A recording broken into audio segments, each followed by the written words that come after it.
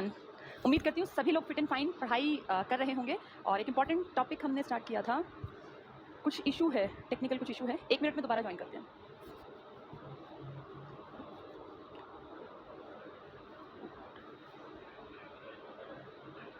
कर उसको।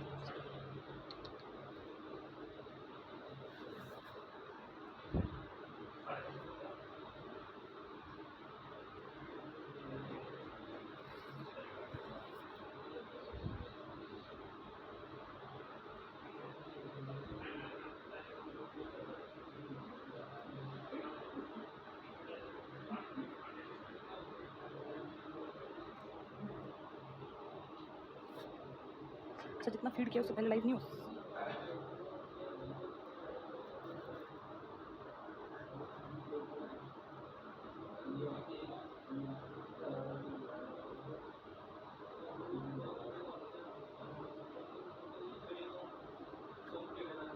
Morning everyone. कुछ छोटा सा टेक्निकल कुछ इशू था, उम्मीद करती हूँ ठीक हो गया होगा। ये टेक्निकल चीज़ें ऐसी होती हैं, एक आधा मिनट आगे पीछे कुछ भी गड़बड़ियाँ हो सकती हैं, फिर भी कोशिश कर रहे हैं कि सब चीज़ें ठीक ठाक चलें। चलिए, एक टॉपिक हमने स्टार्ट किया था मौर्य काल के ऊपर, और मौर्यों के बारे में हमने कल जाना था अशोक के बारे में। 3 बड़े राजा, सबसे पहले चंद्रगुप्त मौर्य, फिर बिंदुसार और तीसरे थे अशोक। अशोक के नाम के आगे हम सम्राट, ये कहते हैं महान सम्राट अशोक। कारण जब कल जितनी कहानी बताई थी उससे आपकी समझ में आया था कि ये क्रूर टाइप का राजा रहा होगा, जिसने कभी ये नहीं सोचा कि भाई औरतें मर रही हैं, बच्चे मर रहे हैं या आदमी मर रहे हैं। उनको सिर्फ एक टारगेट दिखाई देता था कि कैसे मैं बड़ी प्रॉपर्टी पर राज करूं, और उसी चक्कर में उन्होंने कलिंग का बहुत बड़ा भयानक युद्ध लड़ा।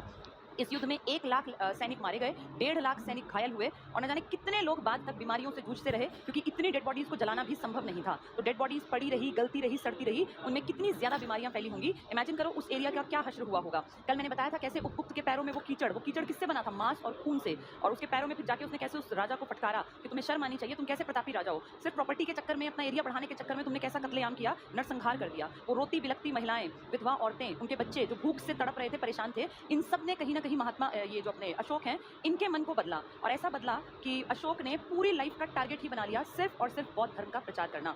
बौद्ध धर्म के प्रचार में एक फायदा इनको ये भी रहा कि इनके पास प्रॉपर्टी बेहद थी।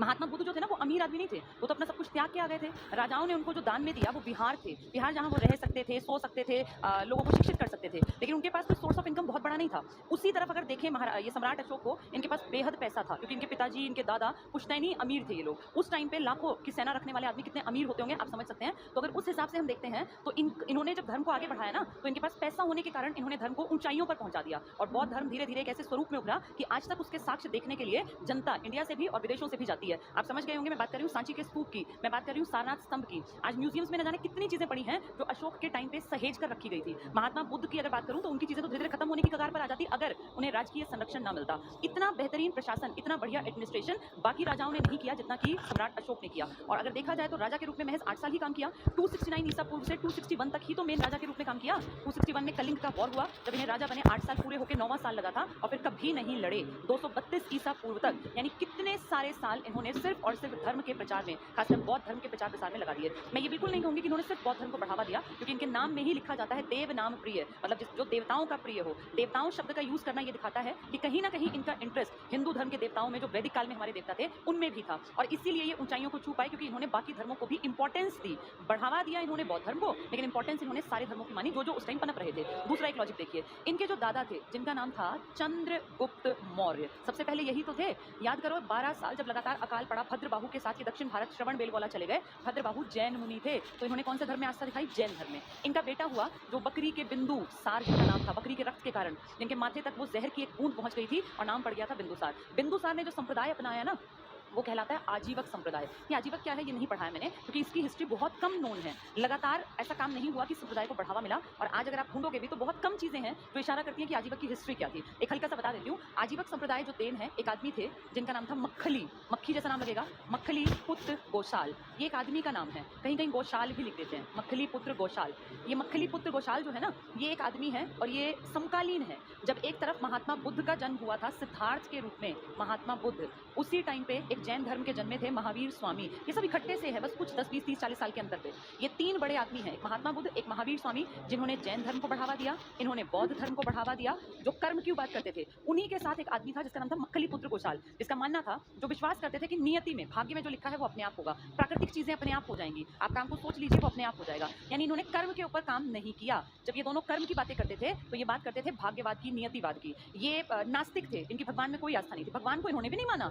ये नहीं कि भगवान को मानते थे, लेकिन ये थे कि भैया जो काम सोच लिया वो काम बिना किए ही हो जाएगा अपने आप। तो इनके जो भिक्षु थे ना, वो बहुत कम काम करते थे, सिर्फ इतना कि भाई पेट भर जाए, अगर भूख से मरने की कगार पे हैं तो ही भिक्षा मांगते थे, वरना सोचते थे कि जीवन अपने आप चलता रहेगा। अब जीवन अपने आप थोड़ी चलता रहेगा, इसलिए पनप नहीं पाया ये जो इनका संप्रदाय था। 3 समकालीन हैं। मक्खलीपुत्र गोशाल में किसका इंटरेस्ट था? बिंदुसार का, लेकिन बिंदुसार ने भी किया खास कुछ नहीं। पिताजी के इंटरेस्ट को देखते हुए अशोक ने इन आजीवक संप्रदाय के बेचारे लोग परेशान होंगे जो इनके भिक्षु हैं, कहाँ रहेंगे, क्योंकि ना घर है ना कुछ भी इनके पास है, जैनियों के पास भी बहुत कुछ है, बौद्धों के पास भी, इनके पास नहीं है। तो इसके लिए आजीवक के लिए जब ये बड़ा हुआ ना अशोक, इसने जब इसके पास खूब पैसा आया तो इसने बिहार में ऐसी पहाड़ियां थी, इन्हें कहते थे बराबर की पहाड़ियां, बराबर नाम है, बराबर कहीं कहीं बराबर भी लिखा है, वो यही है। बिहार की पहाड़ियां थी, अपनी जेब से खर्च करके, राजा है तो पैसे की कमी नहीं है, अपनी जेब से खर्च करके इन पहाड़ियों को कटवाया, इनके बाहर ऐसे बहुत सुंदर से द्वार बनवाए, एंट्री गेट, और फिर अंदर इनको कटवा के पूरा इनके रहने के लिए कमरे कक्ष टाइप बनवा रखे थे। तो गुफाओं में रहने का इंतजाम कर दिया। अब ये जनता के बीच में नहीं रहेंगे, तो इसलिए अपने राज्य से दूर, बिहार की तो मगध बिहार ही तो था, अपने राज्य में जो पहाड़ियां थी, बराबर की पहाड़ियां, इनको कटवा के इनमें खर्चा आया, सारा कुछ अपने आप किया इसने, और आजीवक संप्रदाय के लोगों को कहा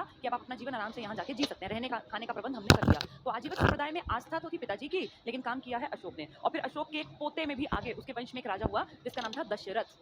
ये अशोक का ही पोता था। तो दशरथ कुणाल के बाद आया था, ये कुणाल उसका बेटा था। दशरथ जो अपने दादा की देखा देखी कि मेरे दादाजी ने भी काम किया, मैं भी काम करूंगा। यही पहाड़ियां थी, नागार्जुन की पहाड़ियां, उसने ये कटवाई और इनमें आजीवक के लिए काम करवाया। तो अगर एग्जाम में आ जाए कि मौर्य साम्राज्य के कौन से 2 बड़े राजाओं ने आजीवक संप्रदाय के लिए काम करवाया, पहाड़ियां कटवाई, बराबर की और नागार्जुन की, तो आपको 2 नाम याद रखते हैं, एक अशोक का और एक दशरथ का। दशरथ इसके अगले वंश में है, बड़ा राजा नहीं है, लेकिन अपने दादा की देखा देखी अपने नाम में इसने भी प्रियदर्शी और इस तरह के नाम, जो दादा के नाम थे ना, जो उनके लिखित में है, वो इसने भी जोड़े। तो ये मान लो कि दशरथ ने देखा देखी अपने दादा के बराबर की पहाड़ियों की तरह नागार्जुन की पहाड़ियां कटवाई थी। चलो आगे बढ़ते हैं, वापस आते हैं। चंद्रगुप्त मौर्य किस धर्म में आस्था दिखाते हैं? जैन में। जो उनके बेटे हैं वो आजीवक में, जो चलाया था मक्खलीपुत्र गोशाल ने। और जो तीसरा सबसे बड़ा प्रतापी राजा हुआ अशोक, इसने इंटरेस्ट दिखाया बौद्ध धर्म में।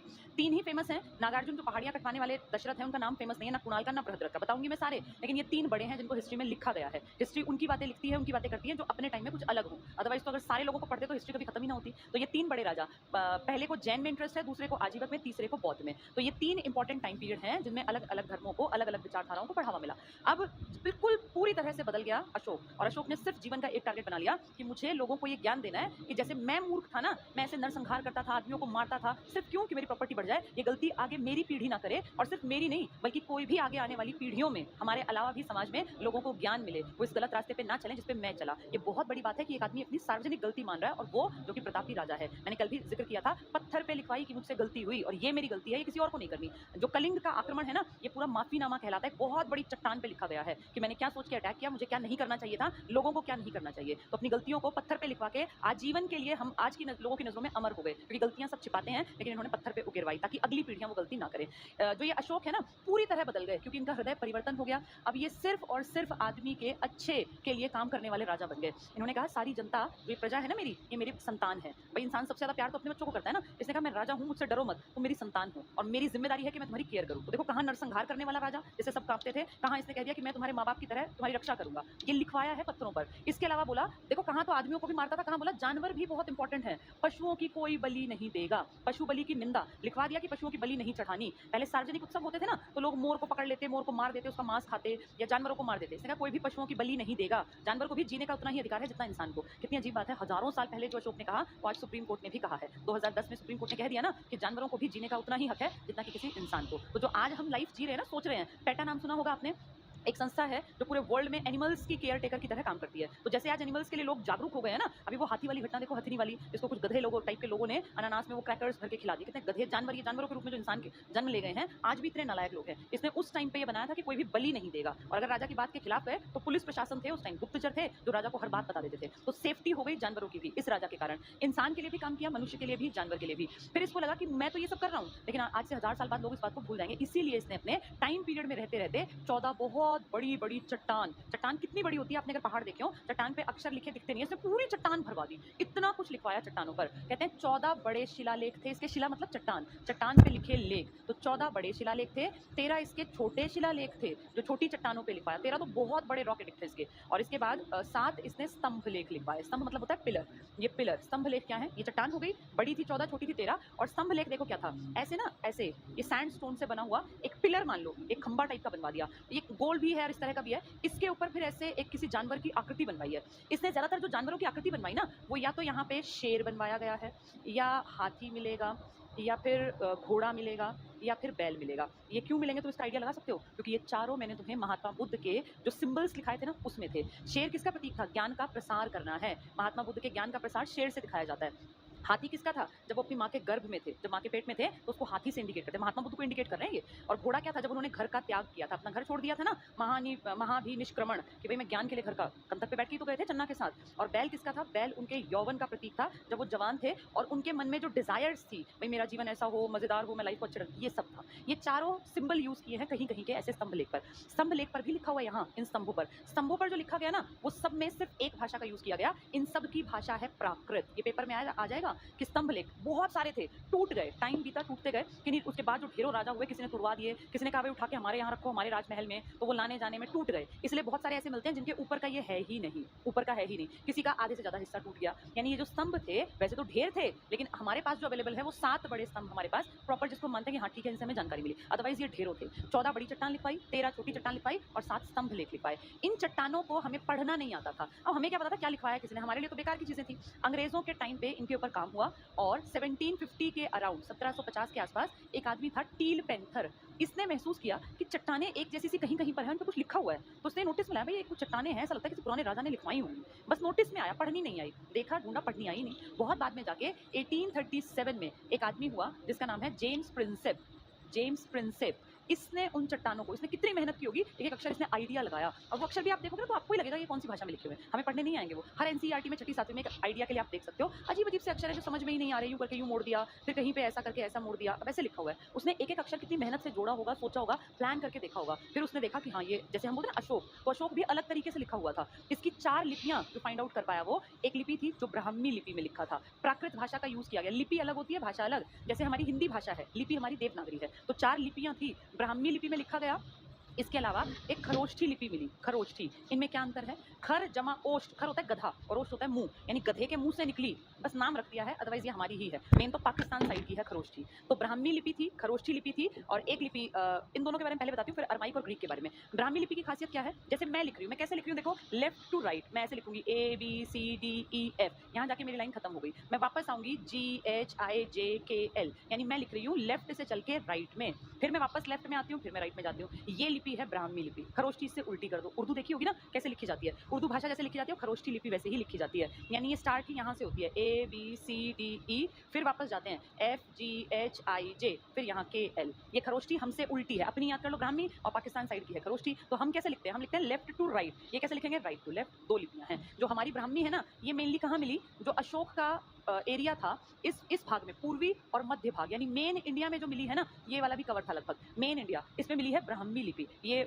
मागधी प्राकृत भाषा में थी। और जो पाकिस्तान साइड है ना, वहाँ मिली है ज्यादा खरोष्ठी लिपि, और इसका एरिया अफगानिस्तान और ईरान तक फैला था। वहाँ जो लिपियां मिली हैं उनका नाम है अरामाइक लिपि, अरमाइक भी बोल देते हैं और अरामाइक भी इसी को बोल देते हैं, अरामाइक लिपि एक ही है ये। और चौथी एक मिली है ग्रीक, ग्रीक आप जानते हैं यूनान की बात कर रहे हैं, तो उनकी लिपि का भी यूज किया। यानी अशोक के जो ये इतनी बड़ी बड़ी चट्टानें थी ना, इनमें 4 लैंग्वेजेस, 4 लिपियां यूज की गई हैं, 4 स्क्रिप्ट यूज की गई है। कौन कौन सी, ये भाषा नहीं है, स्क्रिप्ट है। ब्राह्मी लिपि इंडिया के मेन हिस्से में, और मगध तो मेन हिस्से में ही आएगा। इसके अलावा जो इंडिया का मेजर हिस्सा आसपास का कवर था उस सब में ब्राह्मी। पाकिस्तान साइड वाले में खरोष्ठी, खर मतलब गधा, गधे के मुख से निकली, उल्टी लिखी जाती है ये हमारी है लेफ्ट टू राइट, ये है राइट टू लेफ्ट। फिर अरमाइक लिपि और ग्रीक, ये ईरान साइड में जहाँ यूनान और वो सब इलाके का फर्क था ना, ये 4 लिपियां हैं। किसने पढ़ी, जेम्स प्रिंसेप ने। पता किसने लगाया, टील पेंथर ने। 100 साल लगभग लग गए पढ़ने में। ऐसा नहीं कि यही पढ़ रहा था, इससे पहले भी कोशिश की गई, लेकिन फाइनल जो सक्सेस मिली वो जेम्स प्रिंसेप को मिली। इन पत्थरों पे लिखी सारी बातें हमें पता होनी चाहिए, क्योंकि 14 अभिलेख में जो बातें कही हैं वो सब आज हमारे काम की हैं। तो देखो कैसे एक आदमी बदला, कैसा क्रूर आदमी था जिसने कभी कुछ सोचा ही नहीं, आदमी औरत बच्चे इसके लिए कोई फर्क नहीं पड़ता, सबको मारने से मतलब, आपने खुद के 99 भाई मार दिए। और फिर कैसा वो आदमी बदला कि कहा कि कोई पशु को भी नहीं मारेगा, कोई बलि नहीं देगा, नॉन-वेज खाने की कोई ज़रूरत नहीं है।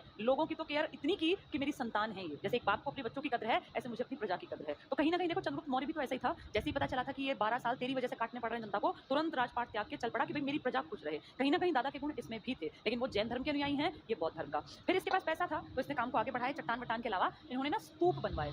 स्तूप ऐसे होता है जिसको आप टॉम्ब भी कह देते हैं, डोम शेप में इस तरह का।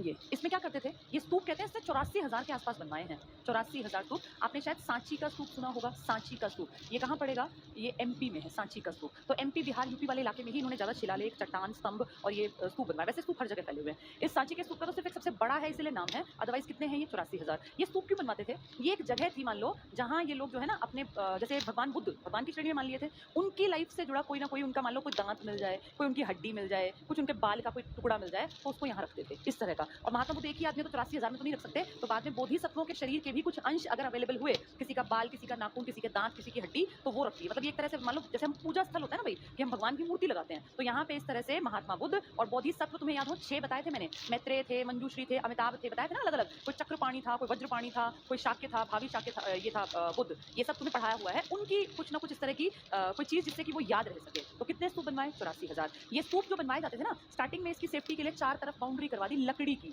लेकिन लकड़ी तो टाइम के साथ गल जाएगी, दीमक लग जाएगा, बारिश आंधी तूफान में खराब हो जाएगी। तो बाद में लेटर स्टेज में एक राजा हुआ, एक काल पढ़ाऊंगी, शुंग काल। ब्राह्मणों का सबसे टॉप मोस्ट जिसने काम किया ब्राह्मण लोगों के उत्थान के लिए, और जिसने सब धर्मों को खत्म करने तक की भी चेष्टा की, ऐसा कहता है इतिहास, वो था शुंग काल। अजीब बात है कि जो आदमी शुंग काल की शुरुआत करेगा वो प्रॉपर ब्राह्मण था, उसको चिढ़ थी बौद्ध धर्म से, लेकिन शुंग काल में ही ये जो स्तूप थे, इनकी जो ये लकड़ी थी ना, इसको हटवा के यहाँ पत्थर लगवा दिया गया ताकि वो गले ना, वो खराब ना हो। तो इसलिए कहीं कहीं लगता है कि हिस्ट्री में कुछ चीजें अब ये नहीं पता कि वो बढ़ा चढ़ा के लिखाई गई हैं या वो ऐसी ही थी, क्योंकि शुंग काल जो कि बौद्ध धर्म के ह्रास का काल था, ब्राह्मणों के उत्कर्ष का काल था, उस टाइम पे साक्ष्य है कि पत्थर की चारों तरफ से वेदिका बना दी गई। अब ये आगे जब पढ़ेंगे तो ये बात और क्लियर होगी। तो ये स्तूप था, स्तूप की तरह ये क्या करते थे, ध्यान से देखो, स्तूप के पास ही मान लीजिए ये है रेक्टेंगल शेप में, रेक्टेंगुलर आकार का एक ऐसा हॉल टाइप बनाते थे ये, जिसको एक टेंपल मान लीजिए, मंदिर मान लीजिए, जहाँ पे ये मेडिटेशन करते थे, या मेडिटेशन से ज़्यादा ये प्रेयर करते थे, यहाँ बैठ के प्रेयर करते थे, डिस्कशंस भी करते थे। ऐसे एक बड़ा सा हॉल बनाते थे, बहुत सारे हॉल के बीच में ही स्तूप स्थित है। स्तूप, इसके चारों तरफ बैठ के जैसे 8-10 मॉन्क यहाँ बैठ गए, 8-10 यहाँ बैठ गए, 8-10 यहाँ बैठ गए, 8-10 यहाँ, फिर डिस्कशंस कर रहे हैं, जीवन कैसा होना चाहिए, व्यवहार कैसा होना चाहिए, क्या कुछ हमें करना चाहिए। तो ये जो ये रेक्टेंगुलर शेप बनाई है ना मैंने, इसको कहा जाता था, 3 शब्द हैं ये, एक है स्तूप, एक है चैत्य और एक है विहार। विहार मैंने तुम्हें पहले बताया था, आज फिर बातचीत कर लेंगे। ये स्तूप है बीच का स्ट्रक्चर, बीच के स्ट्रक्चर के चारों तरफ मैंने बताया पहले लकड़ी करते थे, बाद में इसको पत्थर में कन्वर्ट करते कि खराब ना हो, ठीक है। और जो ये हॉल बड़ा सा है जिसमें डिस्कशंस हो रहे हैं बैठ के, इसको कहते थे, ये क्या है, चैत्य। तो रेक्टेंगुलर शेप वाला चैत्य है, ये बड़ा सा ढेर, स्तूप का मतलब ही होता है ढेर, ढेर जहाँ पे कोई ना कोई शरीर का कोई अंग अवयव जो बचा मिलता था उसको रख देते थे, यहाँ पे ढेर, इसके चारों तरफ बड़ा कमरा या हॉल जिसे कहते थे चैत्य स्तूप। और इनसे बिल्कुल अलग थे विहार, याद हो वेणुवन विहार था और अशोकाराम विहार था, जैतवन विहार था, जो उस टाइम पे दान दिए थे महात्मा बुद्ध को। तो विहार वो इलाका होता था जहाँ बैठ के कोई भी ये जो इनके ये थे ना भिक्षुक, ये वहाँ पे लोगों को अच्छी शिक्षाएं देते थे, खुद भी वहाँ रहते थे विहारों में। लेटेस्ट स्टेज में तो उन्होंने एक तरह से रेजिडेंस डेवलप कर लिए थे, अपने क्वार्टर्स बना लिए थे। तो विहार में ऐसे बहुत सारे कमरे टाइप बनवा दिए जाते थे, कोई भी भिक्षु जो हैं वो यहाँ रहेंगे, लोगों को शिक्षित करेंगे, एक तरह से अपने एंटरटेनमेंट का। आज भी आप देखो बहुत सारी चीज़ों शहरों के नाम में विहार, जैसे प्रशांत विहार, मयूर विहार। विहार का मतलब होता है एक ऐसी जगह जहाँ रह सकते हैं, अपने जीवन को जी सकते हैं, एंटरटेनमेंट कर सकते हैं, और मेनली तो इसका पर्पस होता है रेजिडेंशियल। तो विहार रहने की जगह, यहाँ प्रार्थना नहीं करनी, यहाँ सिर्फ रहना है, डेली रूटीन के काम होंगे, रहने की जगह, क्वार्टर है, इनके घर है, एक तरह से मान लो कि इनकी डॉर्मेट्री है जहाँ ये रहते हैं। जहाँ ये पूजा करने जाएंगे वो ये बड़ा सा हॉल होगा रेक्टेंगुलर, जिसको ये कहेंगे चैत्य। और जहाँ ये बीच में एक ढेर टाइप ऊंचा सा ऐसे बना हुआ है, इसे ये कहते थे स्तूप। तो 3 चीजें पेपर में आएंगी। ये स्तूप वो ढेर टाइप था जिसमें कोई अंश, हड्डी, बाल, नाखून कुछ भी हो सकता है, या खाली भी हो सकता है, बौद्ध का भी हो सकता है, बोधिसत्वों का भी हो सकता है। ये जो रेक्टेंगुलर हॉल है जहाँ डिस्कशंस वगैरह होते हैं, ये टेंपल जिसको आप कह सकते हैं, ये था इनका चैत्य। और जो इनका बिल्कुल अलग रहने का हिसाब किताब था वो था विहार, ठीक है। तो ये 3 चीजें, इन पे बहुत ज्यादा किसने बना दिया बाद में, ये सम्राट अशोक ने, क्योंकि पैसा बहुत था। अपने पिताजी की मान्यता के अनुसार आजीवक संप्रदाय के लिए बराबर की पहाड़ियां खुदवा के उनमें बनवाया, और अपने जिस धर्म में विश्वास था उसके लिए ये सब करवाया, ठीक है। अब इन्होंने ना 14 चट्टानें जो लिखी हैं, उन 14 में क्या लिखा है ये बहुत इंपॉर्टेंट है, सभी लोग ध्यान से समझना इसको। देखो सबसे पहले 14 शिलालेख, मैंने क्या भाषा बताई, या तो इसमें ब्राह्मी लिपि है, या इसमें खरोष्ठी है, या इसमें अरमाइक लिपि है, या ग्रीक लिपि है। जो पहला शिलालेख देख रहे हो इसमें पशु बलि की निंदा है। तो पहली चट्टान हमें मिली ना, अब हमें नहीं पता इसने कब कौन सी लिखवाई, लेकिन अपने टाइम पीरियड में लिखवाई। जो हमने सबसे पहले खोजी उसमें लिखा पशु बलि की निंदा। अजीब बात है, जो आदमी आदमियों को भी मारता था वो पशुओं की निंदा करे, पशु की बलि मत देना, खासकर इकट्ठे होकर किसी समारोह में इनको मत मारना। तो पशु बलि की निंदा है पहले में। दूसरे में ये कहता है मनुष्य और जानवर दोनों मेरे लिए इंपॉर्टेंट है, और अगर दोनों बीमार होते हैं तो मैं उनकी चिकित्सा के लिए काम करूंगा, मतलब मैं जेब से खर्च करूंगा क्योंकि ये मेरी संतान है। तो मनुष्य और पशु दोनों की चिकित्सा ये बड़ी बात है ये, जो आज भारत का संविधान लिख रहा है ना, ये उसने हजारों साल पहले लिखवा दिया था। दक्षिण भारत के राज्य चोल चेर पांड्य की जानकारी है, तो साउथ इंडिया में भी राजा रहते हैं ऐसा भी लिखवाया इसने अपनी चट्टान पर, चोल चेर पांड्य। पूछ लेंगे दक्षिण भारत के राजाओं के बारे में कौन सी चट्टान पर है, दूसरे शिलालेख पर। तीसरे में लिखा हमारी सरकार 5 साल बाद बनती है ना, हमने देखा है हर 5 साल बाद जब इलेक्शन होते हैं तो आपके जो भी जिले में, राज्य में, जहां आप रहते हैं, गांव में, शहर में, वहां बड़े बड़े एमपी एमएलए चक्कर मारते नजर आते हैं, क्योंकि वो लोगों को उस टाइम दिखाते हैं देखो हमें तुम्हारी कितनी केयर है। जब वोट लेने आते हैं तो सब हाथ जोड़ के देखो गंदी से गंदी गलियों में भी जाने को राजी हो जाते हैं, जहां सीवरेज का पानी बाहर निकल रहा है वहां भी नेतागण जाते हैं। ये इस टाइम पे स्टार्ट हुआ था। इसने कहा था कि हर 5 साल बाद मेरे जो बड़े पदाधिकारी हैं ना, जो बड़े बड़े अफसर हैं, ये दौरा करेंगे अपने इलाके का। तो दौरे आज भी हो रहे हैं, लेकिन आज सिर्फ वोट के लिए हो रहे हैं, तब काम के लिए किया करते थे। तो ये कितना प्लान तरीके से काम कर रहा है राजा, सोच के देखो। कहता है 5 वर्ष पश्चात पदाधिकारी प्रांतों का दौरा करेंगे, हर एक पदाधिकारी को जाना है अपने अपने इलाके में और देखना है क्या दिक्कतें हैं, क्या परेशानियां, ताकि उसको वो ठीक कर सकें। तो ये सब चट्टानों पे लिखा हुआ है, हमें पता चला कितना सिस्टमैटिक तरीका था इस आदमी का काम करने का। चौथे में इसने लिखवाया कि अब के बाद, अब मैं ये जब लिखवा रहा हूँ, अब के बाद कभी भी युद्ध नहीं होंगे जब तक मैं जिंदा हूँ, जब तक मेरा राज है। जब युद्ध भूमि में जाते हैं ना, तो वहाँ पे एक ऐसे धुन सी बजाते हैं कोई इस तरह का, जिससे कि पता चलता है कि युद्ध स्टार्ट हो गया। कोई शंख बजाता है, कोई भेरी घोष करता है, कोई इस तरह का जैसे बैंड टाइप होते हैं ना आज, इस टाइप का सिस्टम उससे शुरू होता था और जब वो बजता था तभी खत्म होता था। तो उसे कहते थे भेरी घोष, भेरी की घोषणा कर दी। युद्ध भेरी, रणभूमि में युद्ध भेरी बजती थी, तो भेरी घोषणा को इसने कहा बंद करो, आज के बाद कोई भेरी घोष नहीं करेगा, सब धम्म घोष की बात करेंगे। धम्म मतलब एक तरह से धर्म मान लो, जिसमें व्यवहार आता है, आचार आता है। तो इसने कहा सब धम्म घोषणा करेंगे, कोई भी भेरी की घोषणा नहीं करेगा तब तक कि मेरा राजपाट है। पांचवें में इसने कहा मेरी इन बातों को कौन आगे बढ़ाएगा, भाई कल को मैं मर जाऊं तो अपने जिंदा रहते रहते इसने अपने खर्चे पे धम्म महामात्र बना दिए।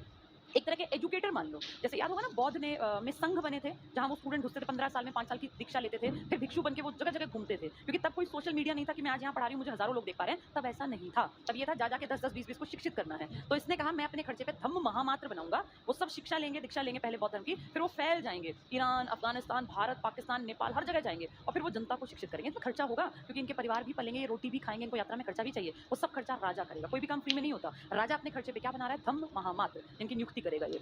Every human is my child, ये लिखवा दिया चट्टान पे, हर इंसान मेरे लिए मेरी संतान के समान है। मैं राजा हूँ, मैं इनसे टैक्स लेता हूँ, मेरी बड़ी सेना है, मेरे पास सब कुछ है, तो मेरी जिम्मेदारी है मैं इनकी केयर करूँ। तो every human is my child, ये लिखा हुआ है।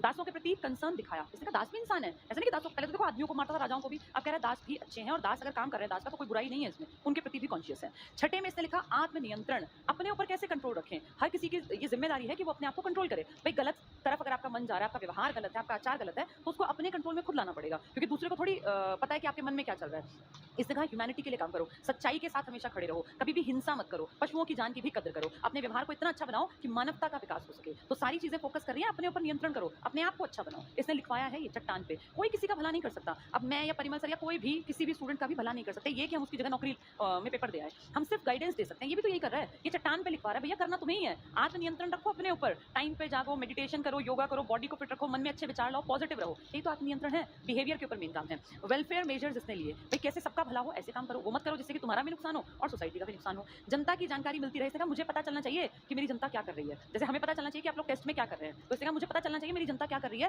वो क्या सोचते हैं, क्या लाइफस्टाइल है उनका। प्रजा सदैव राजा से मिल सकती है, क्योंकि प्रजा तो संतान है और संतान हमेशा माँ बाप से मिल सकती है। तो इसने कहा प्रजा हमेशा, मैं राजा हूँ लेकिन मेरी जिम्मेदारी है कि अगर प्रजा को मुझसे मिलना है तो मैं तुरंत उपलब्ध हो जाऊँ। इसने अपने आप को ये नहीं माना कि मेरी मर्जी से प्रजा, इसने कहा प्रजा जब चाहेगी मैं इसीलिए हूँ कि मैं उसका कल्याण कर सकूँ। ये बहुत अच्छी बात है राजा के पार्ट पे। नेक्स्ट 7वें में इसने कहा सब धर्मों के प्रति सहिष्णुता। ऐसा नहीं कि मैं बौद्ध हूं तो मैं सबको मरवा दूंगा, नहीं, सब धर्मों के प्रति सहिष्णुता रखनी चाहिए। हर इंसान के प्रति भी सहिष्णु बनना चाहिए। हिंदू है तो मुसलमानों के प्रति, उस टाइम मुसलमान नहीं थे लेकिन मैं एक एग्जांपल दे रही हूँ, हिंदू है तो मुसलमानों के प्रति आज भी सहिष्णु बने, मुसलमान है तो हिंदुओं के प्रति। कट्टरता खराब चीज है, ये आदमी तब भी जान गया था, तभी महान है ये। टॉलरेंस ऑफ ऑल रिलीजन, जो भी उस टाइम था, उस टाइम जैसे जैन थे, बौद्ध थे, उस टाइम आजीवक थे, सबके लिए हम काम करेंगे, लेकिन मेन मेरा फोकस है बौद्ध धर्म को बढ़ावा देना। इसका इंटरेस्ट हिंदू धर्म में भी था, जो उस टाइम वैदिक धर्म था उसमें भी। धम्म यात्रा का वर्णन है 8वें में।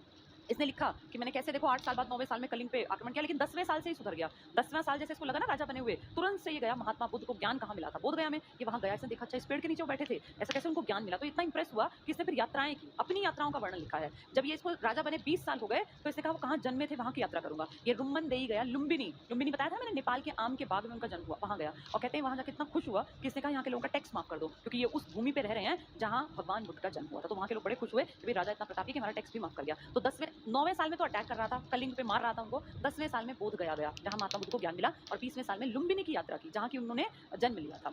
9वें में इसने कहा समारोह मत करो, ये जो तुम इतना खर्चा करते हो, बड़े बड़े समारोह करते हो, शादी ब्याह, ये सब बकवास है, सिर्फ अच्छे काम करो, धन को लगाओ सही रास्ते पे। समारोह की निंदा की, हम आज भी समारोह करते हैं, ये कहते हैं समारोह बेकार की चीजें हैं।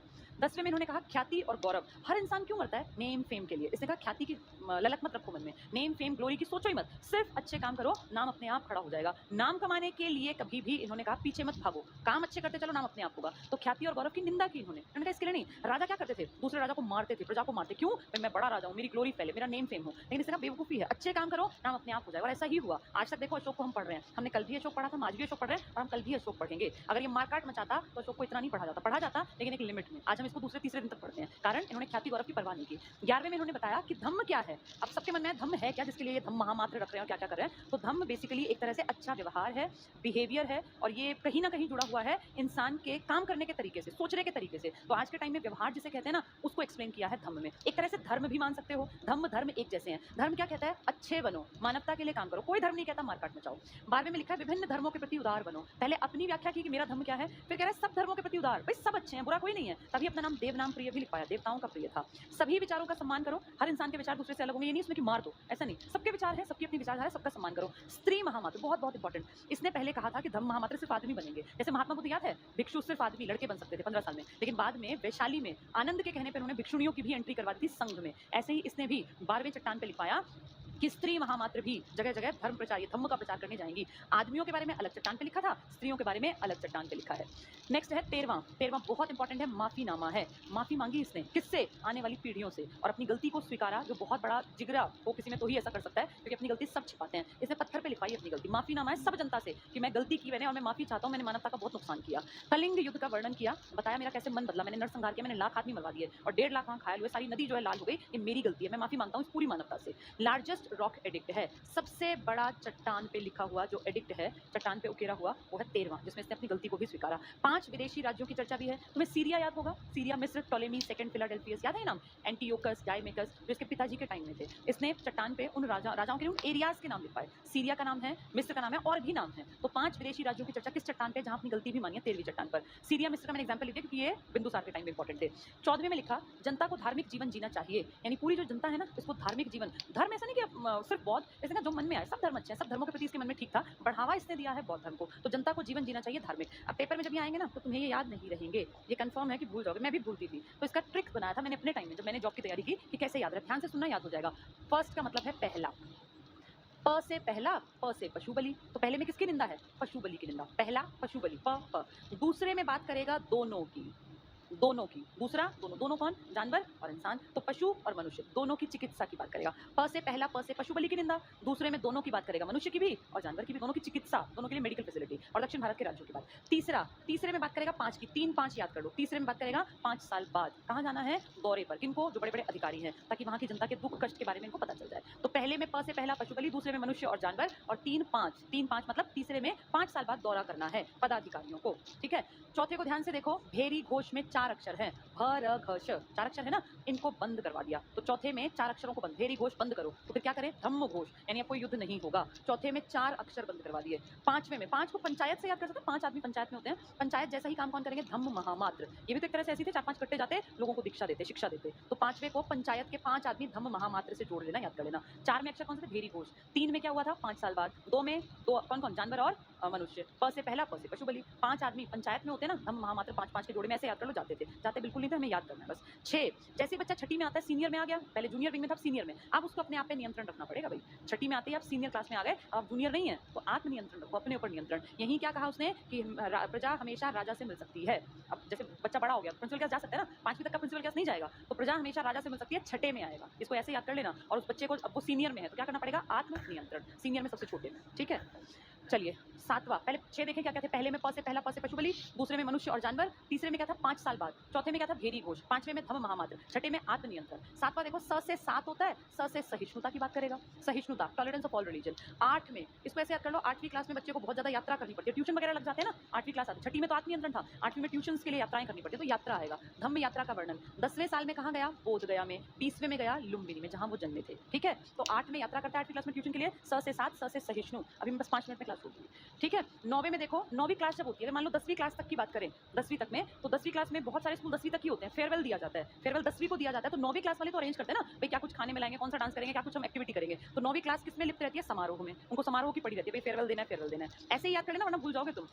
7वें स से 7, स से सहिष्णुता, सब धर्मों के प्रति टॉलरेंस, 8वीं क्लास ट्यूशन होते ही यात्रा करने लगेगा, 9वें में समारोह की चिंता होती है कि भाई कौन सा समारोह कब करना है। 10वीं में एक लड़की और एक लड़का टॉपर है, लड़की का नाम ख्याति मान लो, लड़के का नाम गौरव मान लो, भाई 10वीं के एग्जाम में बोर्ड में टॉप किया ख्याति और गौरव, इसकी निंदा की है लेकिन हम याद करने के लिए करेंगे, 10वीं के ख्याति गौरव की निंदा, या मार्क्स अच्छे नहीं आए जैसा तुम्हारा मन करे। 9वीं में समारोह किया, 8वीं में यात्राएं की, स से 7, स से सहिष्णु, 6 में आत्मनियंत्रण था, और आत्मनियंत्रण में किससे, प्रिंसिपल से मिल सकते हैं ना, छठी में तो फिर राजा से मिल सकती है प्रजा, 5 में धम्म महामात्र, 4 में भेरी घोष, 3 में क्या था, 5 साल बाद दौरे पे जाना है, 2 में जानवर और इंसान, प से पहला, प से पशु बलि। चलो 11वें में जब कहीं पे कोई इस तरह का शुभ काम करते थे हमारे पेरेंट, तो 11 रुपए का प्रसाद बोलते थे, तब 11 रुपए का ही हिसाब किताब हुआ करता था, तो 11 को हम जैसे पॉजिटिव उससे जोड़ते थे ना, ऐसे यहाँ धम्म से जोड़ लेंगे, तो जैसे 11 आए धम्म, 5 पंचायत धम्म महामात्र थे, 11 को हम शुभ संख्या मान लें, धम्म से जोड़ लें, धम्म की व्याख्या कर दी गई। 12वीं क्लास में जब फाइनल मान लीजिए हो गया, स्कूल पास आउट करना है, तो उस टाइम पे फेयरवेल फिर होता है। 9वीं में समारोह था ना, 10वीं में ख्याति गौरव थे, 12वीं में याद कर लो स्त्री महामात्र सबसे इंपॉर्टेंट है। 12वीं क्लास में जब फेयरवेल होता है तो लड़कियां सबसे ज्यादा सज धज के जाती हैं, तो उससे दिमाग में कोड कर लेना कि 12वीं क्लास में स्त्री महामात्र, महिलाओं से जोड़ लेना, ठीक है।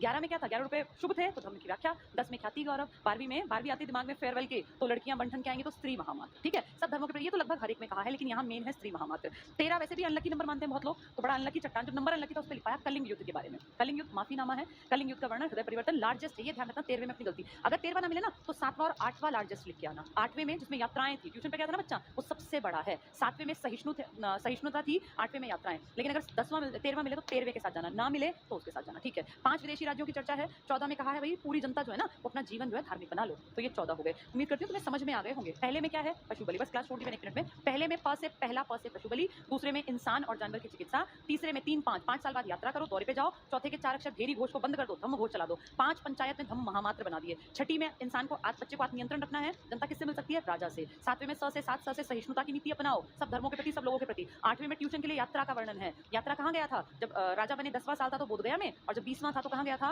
लुम्बिनी में, जहाँ वो जन्मे थे। इसके बाद 9वीं क्लास में समारोह करते हैं ना सबसे ज्यादा बच्चे, तो समारोह की निंदा की, क्यों करते हो। 10वीं में वो लड़की लड़का क्या नाम था, ख्याति और गौरव की निंदा। 11वां लकी, भाई शुभ माना गया तो धम्म का पूरी व्याख्या कर दी, धम्म है क्या। 12वें में लड़कियों से याद रखना कि स्त्री महामात्र। 13वें में अनलकी नंबर है, कलिंग युद्ध का वर्णन है, सब कुछ बताया, तो पूरा लार्जेस्ट रॉक कलेक्ट है। और 14वें में जनता को कहा कि सारी जनता धार्मिक जीवन व्यतीत करो, अपना जीवन बहुत अच्छा बनाओ, ठीक है। चलिए आज इतना ही पढ़ते हैं, अभी ये टॉपिक पूरा नहीं हुआ, अभी कल देखती हूँ मैं, या तो कल ये वाला करा दूंगी, नहीं तो कल मैं सोच रही थी एक पेपर के ऊपर भी बातचीत करेंगे, चलो जैसा बनेगा। कल या तो यही टॉपिक बचा हुआ कराऊंगी, नहीं तो एक पेपर वैदिक सभ्यता वाला करा दूंगी, दोनों में से एक काम जरूर होगा, ठीक है। आज के लिए मेरी क्लास में इतना ही। अब परिमल सर की क्लास है, 5-10 मिनट का ब्रेक है, उस दौरान ब्रेक में ना ये बोलना ना पड़े, रोज थोड़ा फोन से हट जाया करो, अपनी आंखों पे थोड़ा पानी के छींटे मारा करो, वरना आंखें खराब हो जाएंगी, लगातार फोन कई घंटे बहुत गलत होता है। चलो आज इतना